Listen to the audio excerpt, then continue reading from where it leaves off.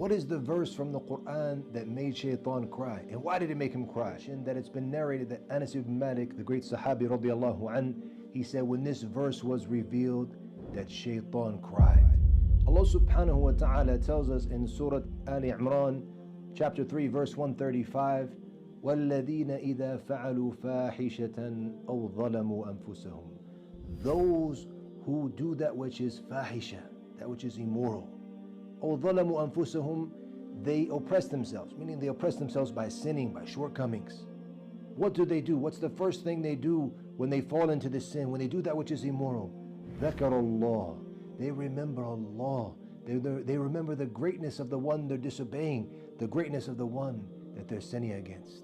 And then right away, the second thing, فَاسْتَغْفَرُوا لِذُنُوبِهِمْ. And then they seek forgiveness for their sins. Once they remember the greatness of Allah, right away, they race to have Allah forgive them.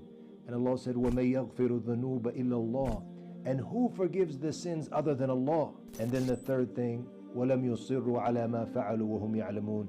And then they do not persist on doing what they're doing while they know. Imam Ibn Kathir rahimahullah, in his tafsir, he mentioned that it's been narrated that Anas ibn Malik, the great Sahabi radiallahu an, he said when this verse was revealed, that Shaitan cried. Why would this verse make him cry? It's because of the power of the meaning of this verse that he understood that unfortunately many of us don't understand. If you look at the verses which came before this verse, Allah is describing the muttaqeen, those who are striving to have Allah forgive them and striving to enter into the Jannah. But it's natural that even if you have a high level of iman, that you're going to sin.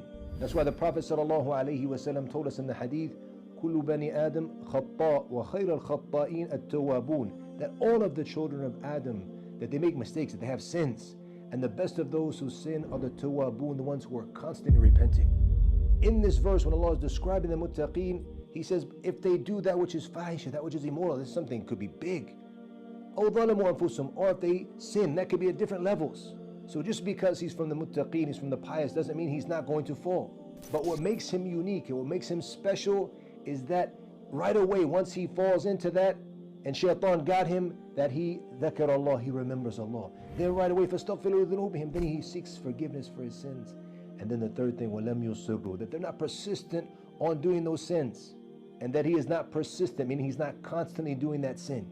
Therefore, when Shaitan understood this, he realized there's no way for him to be successful in taking the muttaqeen with him to Jahannam, because of the greatness of Allah in their hearts, first of all. So once they sin, they remember Allah. And then right away, they know the importance of striving to have Allah forgive their sins.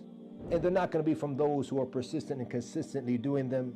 And that's why Allah said in the next verse, in verse 136, أُولَٰئِكَ جَزَاؤُهُمْ مَغْفِرَةٌ مِّن رَبِّهِمْ. That those, the ones mentioned in the verse before, that they're going to be from the ones who receive مَغْفِرَةٌ مِّن رَبِّهِمْ, that they receive forgiveness from their Lord. وَجَنَّاتٌ تَجْرِي مِن تَحْتِهَا الْأَنْهَارُ خَالِدِينَ فِيهَا. And Jannat, that they will be entered into the Jannah, that which with beneath rivers flow, to be خَالِدِينَ فِيهَا, to be eternally there. وَنِعْمَ أَجْرُ الْعَامِلِينَ. And what a blessed reward for those who are the amilin, those who are working, those who are striving for Allah.